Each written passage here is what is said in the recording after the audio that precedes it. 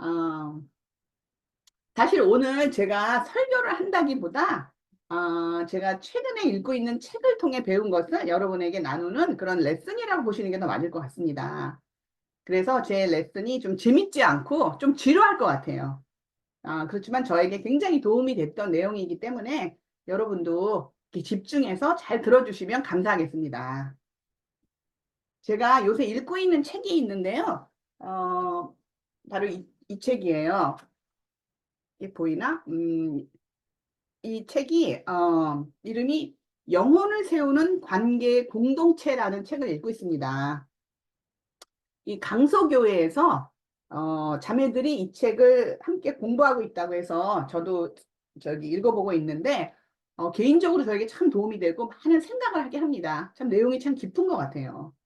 그래서 여러분이 괜찮으시면 우리 교회도 자매들이 이 책으로 소그룹 활동을 하면 좋겠다는 생각도 듭니다. 그래서 여러분과 함께 나중에 상의해서 정말 여러분도 좋으시면은 우리 소그룹으로 읽고 같이 논의하는 그렇게 해도 참 도움이 될 것 같습니다.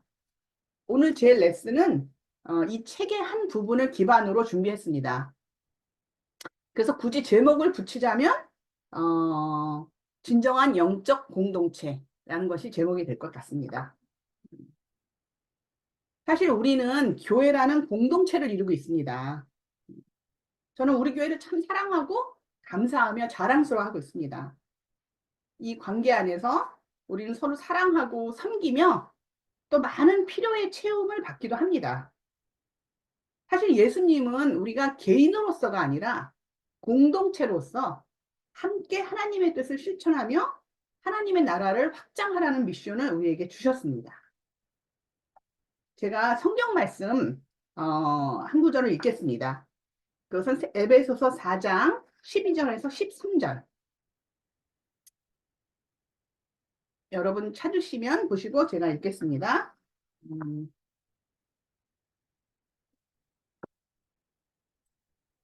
예배소서 4장 12절에서 13절. 그것은 성도들을 준비시켜서 봉사의 일을 하게 하고 그리스도의 몸을 세우게 하려고 하는 것입니다. 그리하여 우리 모두가 하나님의 아들을 믿는 일과 아는 일에 하나가 되고 온전한 사람이 되어서 그리스도의 충만하심의 경지에까지 다다르게 됩니다. 라는 말씀이 있습니다. 이 말씀은 우리의 영적 여정에 있어서 우리 공동체, 즉 교회가 중심이 된다는 사실을 말씀하고 있습니다. 우리의 영적 성장은 혼자서 이룰 수 없습니다. 그것은 공동체라는 이 관계 안에서 이루어지는 것임을 알 수 있습니다. 그래서 하나님은 우리 제자들에게 그런 갈망을 넣어주신 것 같아요. 이 공동체에 속하고 싶은 갈망. 하나님을 예배하고 영적인 대화를 나누고 싶은 갈망. 또 하나님과 함께 가는 사람들과 함께 하고 싶은 갈망. 그래서 이 영적인 공동체는, 교회는 이런 영적인 삶을 원하는 사람들의 공동체입니다. 그러나 정말 영성의 공동체가 세워지는 과정은 결코 쉽지 않습니다. 그리고 다른 지름길도 없습니다.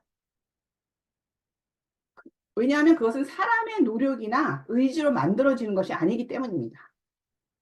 그것은 오직 우리가 성령님을 따를 때만이 이루어질 수 있기 때문입니다. 그래서 우리가 진정한 영적 공동체로서 충분한 제 역할을 못할 때 우리 모두는 영적인 갈급함을 느끼게 됩니다.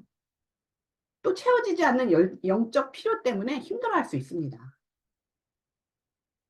저는 우리 교회가 참 자랑스럽고 놀라운 교회라고 생각을 합니다. 그러기에 이 시간 다시 한번 우리 자신을 돌아보며 어떻게 우리가 더 영성 있는 교회 공동체를 세워갈 수 있을지 함께 생각해 보는 시간이 되기를 바랍니다. 먼저 영적이지 않은 공동체와 영적인 공동체, 그리고 무엇이 이유인지 한번 같이 살펴보겠습니다. 이 책의 저자는 우리 안에는 두 개의 방이 있다는 표현을 합니다. 그것을 하나는 윗방, 아랫방이라고 부르고 다른 하나는 윗방이라고 부를 수 있습니다. 우리 각자의 영은 실제로 아랫방에 거하거나 윗방에 거하고 있습니다. 먼저 아랫방은 어떤 곳일까요? 이 방은 우리의 타고난 자아가 자라는 방입니다. 이 방은 우리에게 너무 편하고 익숙하고 자연스러운 곳입니다. 그러나 죄가 가득하고 추악한 곳입니다. 또 다른 방, 윗방은 우리의 타고난 자아가 아니라 새로운 자아가 자라는 곳입니다. 이곳은 성령님이 함께하는 거룩한 방입니다. 사실 이 방 얘기가 비유가 아니라 실제로 성경은 제자들에게 그리스도의 영이 우리 존재의 깊은 곳에 거하신다고 말씀하고 계십니다. 우리 안에 그리스도가 거하는 방이 있습니다. 이 윗방을 떠난다는 것은 아랫방으로 들어간다는 뜻입니다. 그리고 많은 사람들이 윗방보다는 아랫방에서 살아갑니다. 그런데 이 아랫방에 거할 때와 윗방에 거할 때 우리 안에는 각각 다른 욕구들이 자라납니다. 이 책의 저자는 욕구라는 말을 썼는데요. 욕구란 무엇일까요? 욕구는 우리가 그걸 뭐 원하거나 뭐 어떤 의지를 갖거나 그런 게 아닙니다. 그거는 그냥 우리 안에서 솟아나서 막 채워지기를 갈망하는 어떤 그런 것입니다. 그리고 아랫방에 거할 때 우리 안에는 어떤 욕구들이 자라날까요? 그것은 대표적으로 이렇습니다. 먼저 철저하게 자기 중심적이 되고 싶은 욕구가 있습니다. 교회 안에서도 공동체 안에서도 내 필요와 행복이 가장 큰 우선순위입니다. 모든 관계는 나의 필요와 행복을 위해 존재하기 바랍니다. 우리는 친밀한 관계를 바라고 소속감을 갖기 원하지만 이 자기 중심적 욕구 때문에 관계 안에서 사랑을 하는 것이 아니라 사랑을 요구합니다. 그래서 결국 채워지지 않는 분노와 불만을 피할 수가 없습니다. 하나님을 진정으로 찾기 원하는 게 아니라 내 삶의 평안과 행복을 위해 하나님을 필요로 합니다. 둘째는 내 힘으로 살아가려는 욕구입니다. 내 인생을 내 뜻대로, 내 능력과 내 노력으로 살려는 욕망이 강합니다. 하나님께 의지하지 않습니다. 또한 삶을 정의하려는 욕구가 있습니다. 말이 어렵죠? 삶을 정의하려는 욕구. 좀 수준이 있는 책입니다. 이것은 우리가 하나님의 말씀을 통해 삶을 이해하는 게 아니라 내가 경험한 것과 내가 이해한 것에 의거해서 내가 삶을 정의합니다. 우리는 스스로 진리를 알 수 있는 존재가 아닙니다. 오직 하나님을 알 때만이 우리는 진리를 깨닫게 됩니다. 그러나 아랫방에 거할 때는 인생의 경험이나 어려움이 하나님을 알아가는 기회가 되는 게 아니에요. 내가 겪는 인생의 경험과 어려움을 통해 내 고유의 생각과 판단을 형성하고 점점 굳혀가는 기반이 됩니다. 그래서 말씀보다 내 생각과 내 판단이 더 강해집니다. 이걸 보면서 저는 아이들이 어릴 때 말씀을 접하는 게 얼마나 중요한지, 팀들이 성경 공부를 하는 게 얼마나 중요한지 다시금 생각을 하게 됐습니다. 비록 제대로 이해하지 못하더라도, 나중에 다시 세례를 받게 되더라도 인생에 대해 자기의 생각이 굳어지기 전에 말씀으로 영향을 주는 것이 얼마나 필요한가 참 다시 한번 생각하게 됐습니다. 우리가 아랫방에 거할 때 이런 욕구들이 자라나면서 우리 공동체의 모습은 어떤 모습이 될까요? 우리는 표면적인 얕은 관계만을 가져갑니다. 갈등이 생기지 않을 정도로만 다가가서 서로에게 듣고 싶어 하는 말을 합니다. 그래서 서로가 좋은 사람이라는 느낌을 가지며 즐겁게 지내는 관계. 갈등을 치유할 능력이 없기 때문에 갈등을 숨길 뿐입니다. 또한 함께 하나님을 발견하고 예배드리는 데 초점을 맞추기보다는 우리의 삶을 개선하기 위해 그분을 어떻게 사용할까에 더 많은 생각을 합니다. 서로의 이야기를 들으며 영적인 성장보다는 정서적인 치유, 상황 개선, 이런 데 더 초점을 맞춥니다. 관계를 개선시키는 의사소통을 배우고 공감 능력을 얘기하면서 서로의 고통을 덜어주려 합니다. 또한 우리의 관계는 협력 관계로 이어집니다. 교회 내 일이나 프로젝트, 행사, 행정적인 일, 이런 것에 집중하며 우리는 선한 일을 하고 있다고 만족할 수 있습니다. 이런 관계에서는 마음이나 영성이 드러나지 않아도 됩니다. 가장 중요하게는, 가장 중요하게 우리는 서로의 참 모습을 드러내지 못합니다. 문제를 숨기거나 오히려 과시하는 경향이 있습니다. 깊은 마음을 터놓을 수 없습니다. 그리고 성령의 도움이 별로 없어도 가질 수 있는 낮은 수준의 관계에 만족하며 더 이상의 깊은 관계를 열망하지 않습니다. 윗방에 거할 때도 우리에게는 욕구가 자라납니다. 그것은 어떤 욕구일까요? 이곳은 우리의 새로운 자아가 거하는 곳입니다. 이곳의 욕구는 첫째, 예배 욕구입니다. 그것은 하나님을 즐거워하고 사람들에게 그분을 드러냄으로써 그분을 영화롭게 하고자 하는 욕구, 그것이 예배입니다. 그리스도인들은 예배 드리는 것을 갈망합니다. 저는 이 부분을 생각해 보았어요. 어떻게 1세기 때 또는 역사상 극심한 핍박 속에서도 제자들이 함께 모여 예배 보는 것을 포기하지 않았는지, 어떻게 멀리 여수에서 우리 은양이가 3시간을 달려서 어떻게든 예배를 보고 싶어 하는지, 이런 것들이 마땅히 그것이 해야 할 일이기 때문에 하는 것 이전에 은양이 마음 깊은 곳에서 솟아나는 욕구라는 사실을 제가 깨달았습니다. 저는 항상 수요 예배 때 예배 오시는 형제 자매들을 위해서 김밥과 컵라면을 사다 놓는데요. 항상 힘든 회사 일을 마치고 또 하루 일과를 마치고 와서 김밥이랑 컵라면으로 저녁을 때우며 예배에 참석하는 형제 자매들에게 참 애틋한 마음이 듭니다. 또 어린애를 데리고 멀리서 와서 오는 정말 형제 자매들을 보면서 얼마나 피곤할까 이런 생각이 들고 어떨 때는 좀 편하게 해주고 싶다. 그런 생각이 들어요. 그래서 남편에게 우리 줌이라는 놀라운 그 방법도 있는데 한 달에 한 번은 줌으로 예배를 보면 어떠냐, 주중 예배를. 사람들이 좀 너무 힘들지 않냐, 이런 제안을 하기도 했습니다. 근데 몇 주 전에 수요 예배 때 우리 형경자매가 그런 얘기를 했습니다. 자신은 하루 일과를 마치고 힘든 일과를 마친 후에 이 주중에 예배 오는 것이 자신에게는 오아시스 같다는 얘기를 했습니다. 한 번은 일을 마치고 힘들어서 집에서 주무를 예배를 봤는데 아니라고. 내 필요가 채워지지 않는다고. 교회에 와서 예배를 봐야 한다고. 이런 말을 했습니다. 저는 그 말을 들으면서 진짜 믿음의 격려를 받았습니다. 예배가 그런 역할을 하는구나. 그런 생각을 했습니다.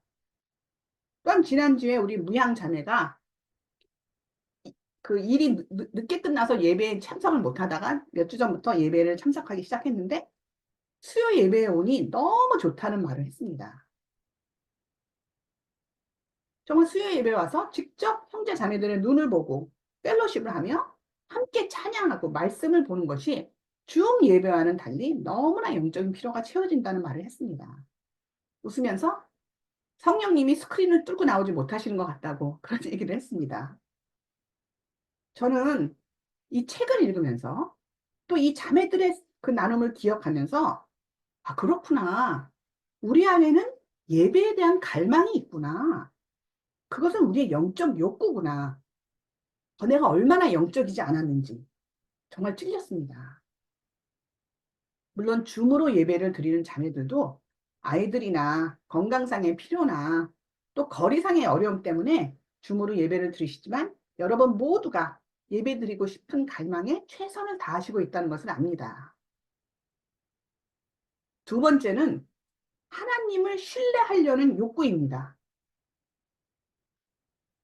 우리는 천성적으로 신뢰하는 성품을 가지고 있지 않습니다. 그러나 우리가 윗방에 거할 때 우리의 새로운 자아는 우리가 용서받은 하나님의 자녀라는 믿음이 생깁니다. 그리고 하나님을 은혜로운 아버지로 신뢰하려는 욕구가 생깁니다. 저희 아들이 대학에서 아동학을 공부하고 있는데요. 얼마 전 저에게 이런 얘기를 했습니다. 아이들, 학대받는 아이들, 이런 아이들을 많이 이렇게 공부하고 도와주고 연구를 하면 아이들이 그 데미지가 왜 크냐면은 이 아이들은 어떤 상황에서도 아무리 나쁜 부모를 할지라도 신뢰를 한대요. 신뢰하고 싶어 한대요. 누구보다 그 자기를 학대하는 부모를 손을 잡는데요. 왜냐하면 아이의 마음속에 내 부모를 신뢰하고 싶은 본능이 있는 것 같아요. 그래서 그 학대가 그런 영향을, 아이들은 자기가 나쁘고 부모는 옳다고 믿기 때문에. 그냥 자기 부모이기 때문에 신뢰하는 욕구가 있습니다. 저는 이것이 영적으로도 같다는 것을 깨달았어요. 우리는 또한 자녀로서 영적인 아버지를 신뢰하려는 욕구가 있습니다. 그래서 아무리 어려움이 와도 시련이 오더라도 우리가 흔들리고 넘어지기도 하지만 결국 온갖 시련을 견디어내며 하나님의 선하심을, 하나님의 약속을 기다릴 수 있습니다. 세 번째는 성장 욕구입니다. 사도 야고보는 이런 말씀을 하였습니다. 내 형제들아, 너희가 여러 가지 시험을 당하거든 온전히 기쁘게 여겨라. 여러분은 그것이 쉽습니까? 우리 삶에는 크고 작은 시련들이 있습니다. 어떨 땐 너무나 감당하기 어려운 고난도 있습니다.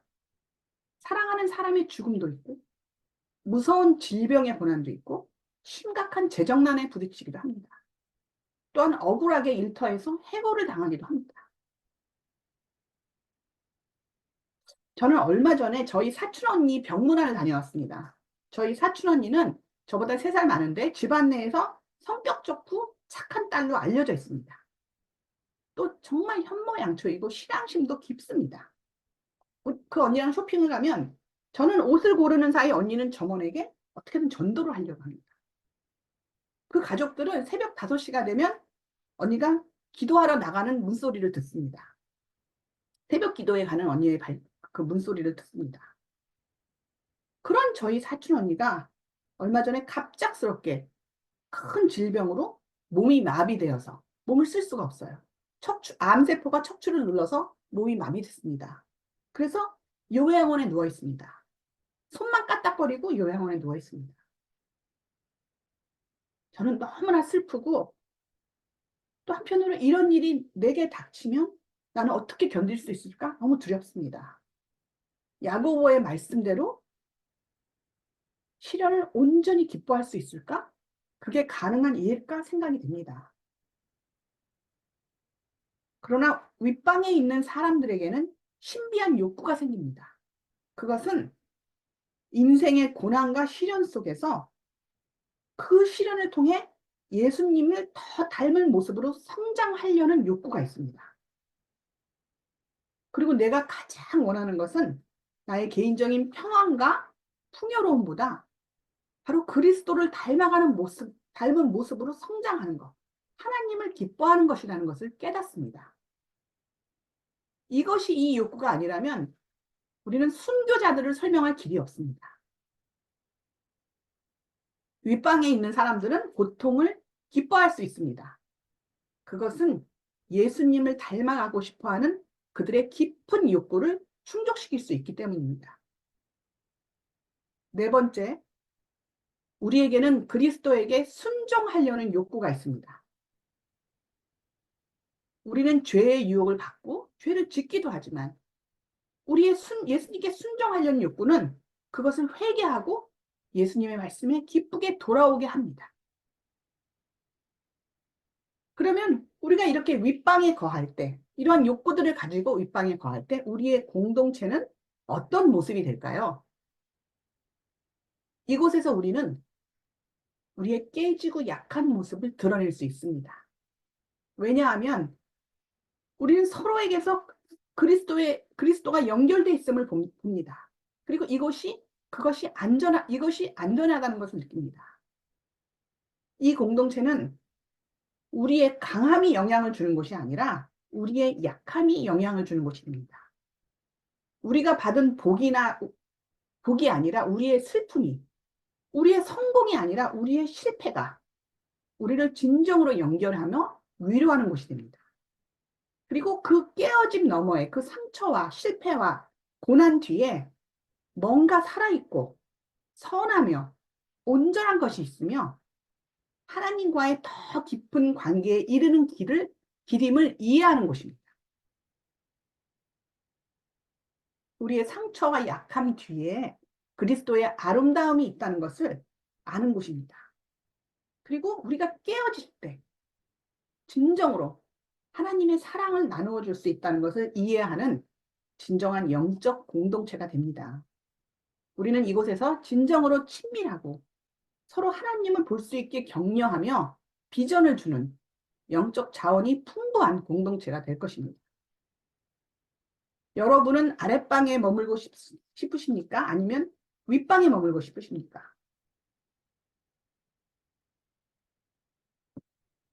저는 윗방에 머물고 싶습니다. 그러면 어떻게 윗방에 머물 수 있을까요? 세상에서도 좋은 집에 살려면 조건이 있습니다. 돈이 있어야 합니다. 윗방에 머물기 위해서도 조건이 있습니다. 그것은 하나님을 찾는 것입니다. 성경을 읽고 기도하며 묵상하고 하나님의 말씀을 들어야 합니다. 하나님과 시간을 보내야 합니다. 영적인 공동체는 사람의 의지로 만드는 것이 아닙니다. 사람에 의한 것이 아닙니다. 우리 한 사람 한 사람이 이런 영적 욕구를 가지고 연결될 때 성령님이 이루어 주시는 것입니다. 우리 모두 윗방으로 들어갑시다. 그리고 그 방에서 계속 거하시기를 바라며 오늘 말씀을 마치겠습니다. 감사합니다.